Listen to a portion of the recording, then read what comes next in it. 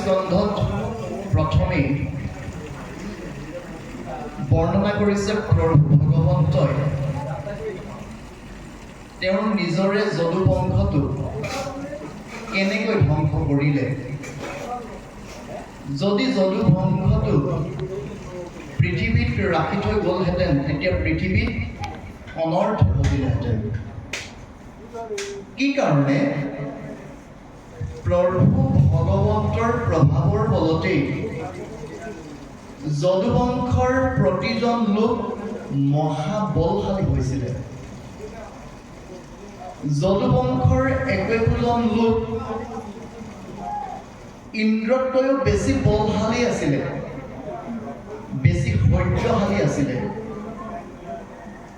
আৰু যদি প্ৰভু ভগৱন্তই বৈকুণ্ঠলৈ গুচি যোৱাৰ আগতেই তেওঁলোকক নিধন কৰি থৈ নাযায়, তেতিয়া তেওঁৰ অৱতাৰ গ্ৰহণৰ মূল যিটো লক্ষ্য আৰু উদ্দেশ্য আছিলে, সেই লক্ষ্য আৰু উদ্দেশ্য সম্পূৰ্ণ হ'ব। প্ৰভু ভগৱন্তই অৱতাৰ গ্ৰহণৰ মূল উদ্দেশ্যই আছিলে পৃথিৱীৰ বোজা হৰণ কৰা, পৃথিৱীৰ পৰা পাপৰ ভাৰ নাইকিয়া কৰা। প্ৰভু ভগৱন্তৰ যিসকল পুত্ৰ আছিলে, সেই পুত্ৰসকলৰ যিসকল পুত্ৰ আছিলে, অৰ্থাৎ কৃষ্ণৰ যিসকল নাতি আছিলে, আকৌ সেই পুত্ৰসকলৰ যি পুত্ৰ অৰ্থাৎ কৃষ্ণৰ যিসকল পৰিণাতি আছিলে, সেইখিনি হিচাপ কৰি লেখি শেষ কৰিব নোৱাৰে। কোটি কোটি যদুলোক সৃষ্টি হৈছিল আৰু কোৱা হৈছে যে একোজন যদুলোক ইন্দ্ৰতকৈও বেছি শক্তিশালী, বলশালী, সহ্যশালী আছিল। গতিকে প্ৰভু ভগৱন্ত মৰ্ত্যত অবৰ্তমানত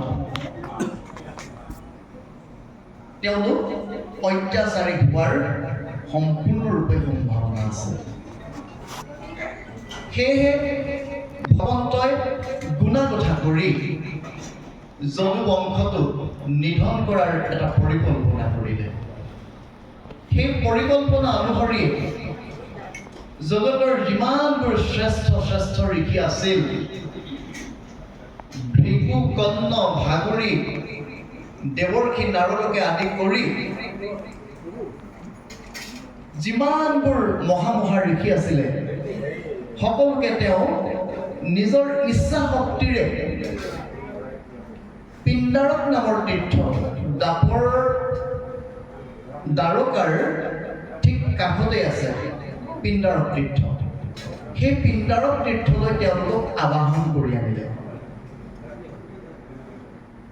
আৰু তেওঁলোক আহিলে কৃষ্ণ দৰ্শনৰ কাৰণে। কৃষ্ণ দৰ্শনৰ কাৰণে আহি তেওঁলোকে পিণ্ডাৰক তীৰ্থতে একত্ৰাপিত হ'ল।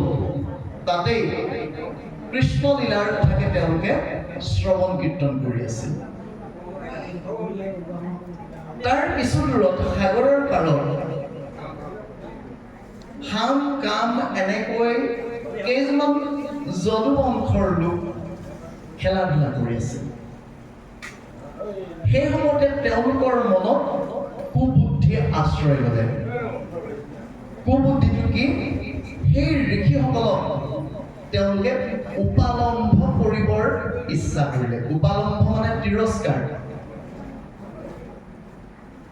আৰু সেইকাৰণে কি কৰিলে? জাম্বতীৰ পুত্ৰ শাম্ব তেওঁলোকে এগৰাকী নাৰীৰ ৰূপ দিলে। যেনেকৈ আজিকালি আমাৰ ভাওনা পুৰুষজনক এগৰাকী সুন্দৰী নাৰীৰ ৰূপ দিয়ে, ঠিক একেধৰণেই শাম্বক এগৰাকী নাৰীৰ ৰূপ দিলে। আৰু কেনেকুৱা ধৰণৰ নাৰী? গৰ্ভৱতী নাৰী। দেখাত তেওঁ গৰ্ভৱতী নাৰীৰ দৰেই তেওঁলোকে সজাই পৰাই তুলিলে। আৰু তেওঁলোক গোটেইকেইজন সেই ঋষিসকলৰ ওচৰলৈ আহিলে। ঋষিসকলক প্ৰথমতে তেওঁলোকে প্ৰণাম জনাইছে। তাৰপিছত কেইজনমানে কৈছে যে হে মহা ঋষিসকল, তোমালোক সকলো ভৱিষ্যতৰ বক্তা। আমাৰ এই নাৰীগৰাকী গৰ্ভৱতী, তেওঁ নিজে সুধিবলৈ লাজ কৰিছে, সেয়েহে আমি তেওঁৰ হৈ তোমালোকক সুধিব বিচাৰিছোঁ। ইতিমধ্যে তেওঁ গৰ্ভৱতী হোৱা 10টা মাহ সম্পূৰ্ণ কৰিলে। তেওঁৰ কি সন্তান জন্ম হ'ব? পুত্ৰ হ'বনে কন্যা সন্তান জন্ম হ'ব? সেই বিষয়ে জানিব বিচাৰিছোঁ। আৰু সেই মহা ঋষিসকল তেওঁলোক ভৱিষ্যতৰ বক্তা। তেওঁলোকে লগে লগে বুজি পালে প্ৰকৃততে সেয়া গৰ্ভৱতী নাৰী নহয়, এজন পুৰুষ, যদুবংশৰ এজন পুৰুষ।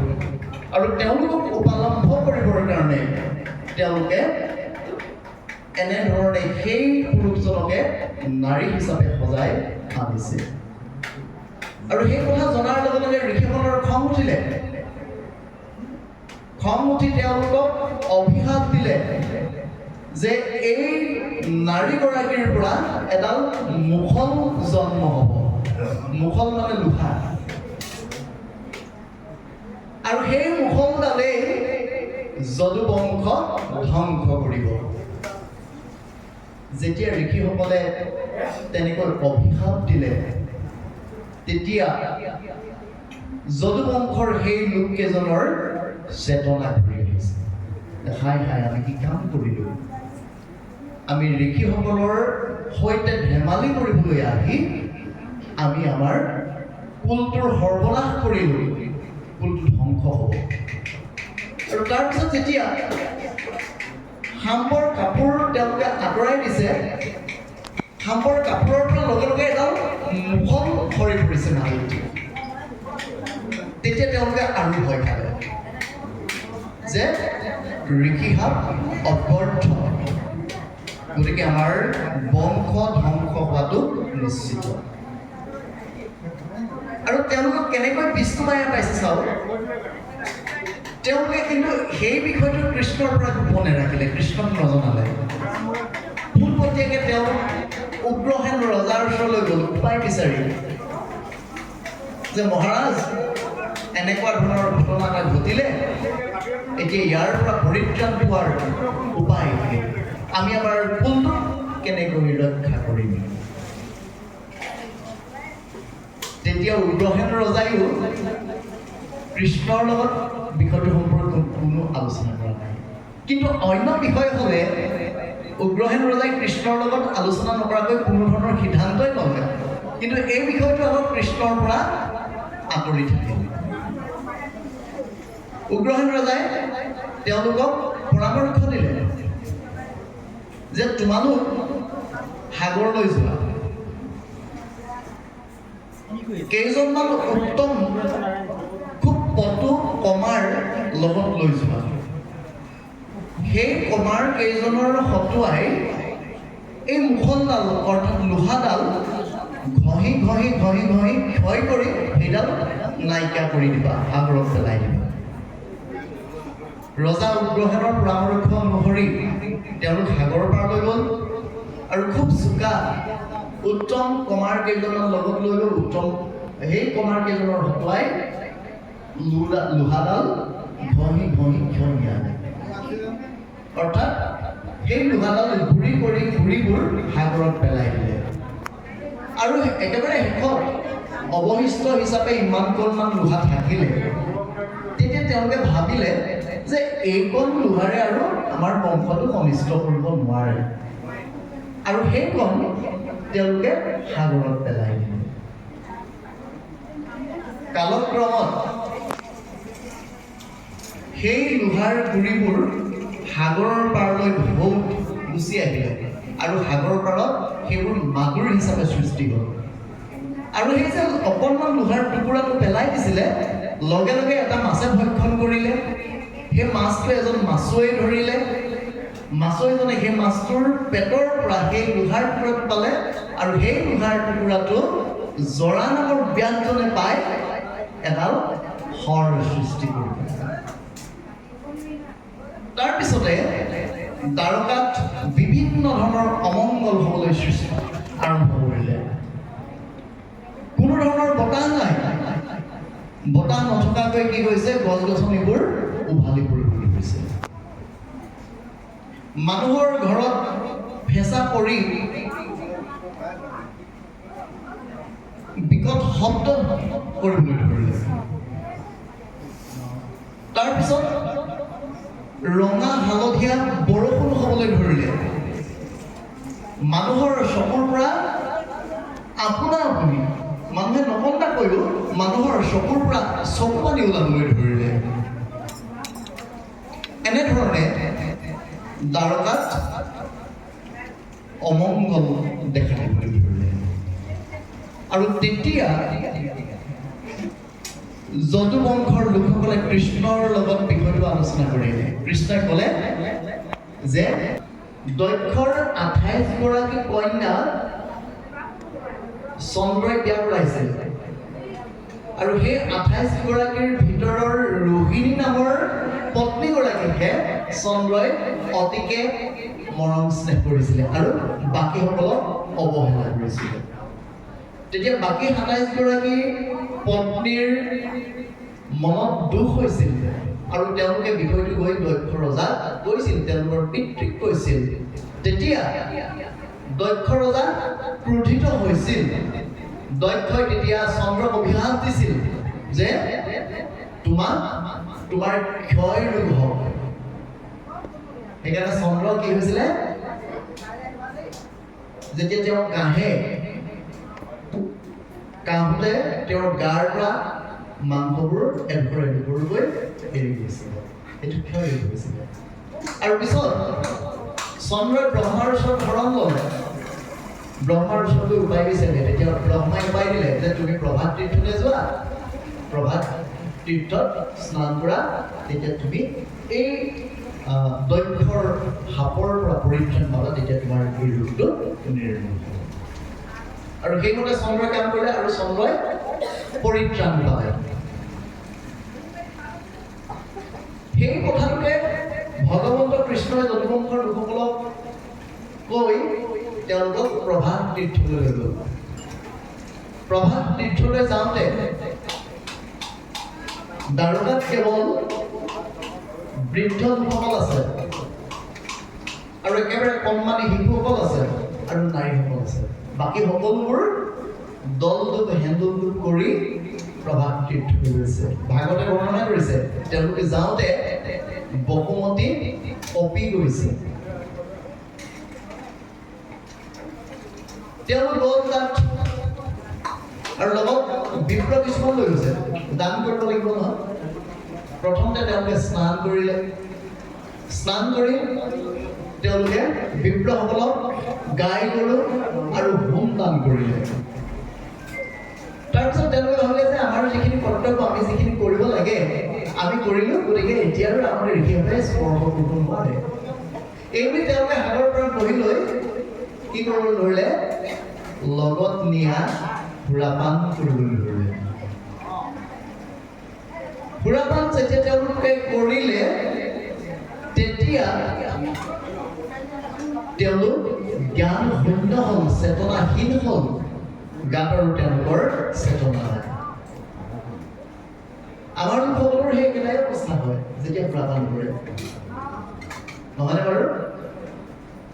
তেতিয়া ভাল বেয়া, উচিত অনুচিত এইবোৰ চিন্তা কৰাৰ শক্তিটো লুপ্ত হৈ যায়, জ্ঞান শূন্য হৈ যায়, চেতনাহীন হৈ যায়।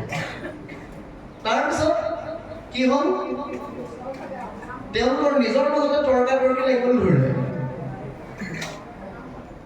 আমাৰ লোকসকলেও সেই দ্ৰব্যভাগ লোৱাৰ পাছত তেনেকুৱা এটা অৱস্থা হয়। একদম সাধাৰণ কথা এটা ল'লে প্ৰথম তৰ্কাতৰ্কি আৰম্ভ হয়। আৰু সেই তৰ্কাতৰ্কিৰ পৰাই তেওঁলোকৰ মাজত যুদ্ধ আৰম্ভ হয়। তেওঁলোকে প্ৰভাত তীৰ্থলৈ যাওঁতে লগত অস্ত্ৰ শস্ত্ৰও নিছিলে। সেই অস্ত্ৰ শস্ত্ৰৰে নিজৰ মাজতে যুদ্ধ কৰিবলৈ ধৰিলে। মন কৰিব ভাগৱতে এই কথাটো কৈছে। তাৰ পূৰ্বে কিন্তু যদুবংশৰ লোকসকলৰ মাজত সামান্য কথা এটাও কটাকটি হোৱা নাছিল, ইমানেই মিল আছিল তেওঁলোকৰ মাজত। কিন্তু বিষ্ণু মায়াত তেওঁলোকে সুৰাপান কৰিলে। সুৰাপান কৰাৰ লগে লগে তেওঁলোকৰ অৱস্থাটো বেলেগ এটা দিশলৈ গতি কৰিলে। তাৰপিছত তেওঁলোকে যুদ্ধ কৰিলে, অস্ত্ৰ শস্ত্ৰবোৰ ভাঙি চুৰমাৰ হৈ থাকিলে। লগে লগে কি কৰিলে তেওঁলোকে, এই যে মাধুৰীৰ সৃষ্টি হৈছিলে লুৰুগুৰিৰ পৰা, সেই মাধুৰীবোৰ উভালি আহিলে। সাধাৰণতে মাধুৰী বনবোৰ খুব কোমল হয়, কিন্তু ঋষিঘাতৰ কাৰণে সেই কোমল মাধুৰী একোটা সাংঘাতিক অস্ত্ৰলৈ পৰিণত হ'ল। মাধুৰী বনেৰে ইজনে সিজনক কোবাই, সিজনে সিজনক কোবাই, শহুৰেকে জোঁৱাইকক কোবাইছে, জোঁৱাইকে শহুৰকক কোবাইছে, মোমায়েকে ভাগিনক কোবাইছে, ভাগিনে মোমায়েকক কোবাইছে, ভতিজাকে খুৰাকক কোবাইছে, মাৰিছে, খুৰাকে ভতিজাকক কোবাই মাৰিছে, ককায়েকে ভায়েকক, ভায়েকে ককায়েকক, কাৰো মাজত চিনা চিনি নাইকিয়া হৈ থাকিলে। ইজনে সিজনক বধ কৰি যাবলৈ আৰম্ভ কৰিলে। আৰু সেই দৃশ্যটো দেখি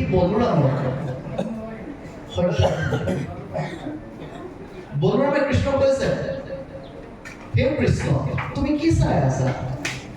আমাৰ বংশৰ মাজতেই যুদ্ধ লাগি বংশটো শেষ হৈ যাব এতিয়া, আৰু ইতিমধ্যে সাগৰৰ পাৰত তেজৰ নদী বৈ গৈছে। সদেহে দম পাতিছে। বলৰামৰ সেই কথা কৃষ্ণই প্ৰকৃততে বাহিৰত দেখুৱাই এইটো কৃষ্ণ কৰিছে, ভিতৰি কিন্তু কৃষ্ণই খুব ভাল পাইছে, কাৰণ তেওঁৰ উদ্দেশ্যই সেইটো। বলৰামৰ লগত তেতিয়া কি কৰিছে, সকলোকে বাধা দিছে যে তোমালোকে কিয় যুদ্ধ কৰিছা? যুদ্ধ নকৰিবা। নিজৰ মাজতে তোমালোকে এনেধৰণে যুদ্ধ কৰি ইজনে সিজনক বধ কৰি নিজৰ বংশটো কিয় শেষ কৰিব বিচাৰিছে? আনদিনা হোৱা হ'লে যদুবংশৰ লোকসকলে তৎক্ষণাতেই যুদ্ধ বন্ধ কৰিলেহেঁতেন, কিন্তু সেইদিনাখন কৃষ্ণ বলৰামৰ কথাও কোনেও শুনা নাই। তেওঁলোকে কৃষ্ণ বলৰামকে মাৰিবলৈ খেতি আহিলে। তাৰ ফলত কৃষ্ণ বলৰামেও যুদ্ধ কৰিবলগীয়া হ'ল, আৰু শেষত সকলো নিধন হ'ল। বাকী থাকিল কেৱল বলৰাম আৰু কৃষ্ণ। বলৰামে নিজৰ বংশটোৰ এনে দুৰ্দশা দেখি তেওঁ সহ্য কৰিব নোৱাৰিলে। তেওঁ সাগৰৰ পাৰতে ধ্যানত বহিলে। ধ্যানত বহি তেওঁ নিজ ইচ্ছা শক্তিৰে প্ৰাণবায়ু ত্যাগ কৰিলে। আৰু তেওঁৰ প্ৰাণবায়ু কেনেকৈ হ'ল বুলি ভাগৱতে কৈছে, মূৰ্ধাস্ফুট হৈ, অৰ্থাৎ আমি কালি কৈছিলোঁ যে আমাৰ প্ৰত্যেকৰে শিৰত মধ্যস্থানত এটি ৰন্ধ্ৰ আছে, বিন্ধা আছে, সেইটোকে ব্ৰহ্মৰন্ধ্ৰ বুলি কোৱা হয়। আৰু সেই ব্ৰহ্মৰন্ধ্ৰইদি বলৰামে নিজৰ প্ৰাণ ত্যাগ কৰিছে। আৰু যেতিয়া সেই প্ৰাণবায়ু বৈকুণ্ঠলৈ গৈছে, এটি শুক্ল বৰ্ণৰ, বগা বৰ্ণৰ সৰ্প আকৃতিৰ ৰূপ লৈ গৈছে বুলি ভাগৱতে কৈছে। এইখিনি হ'ল যদুবংশ ধ্বংস হোৱাৰ কথা।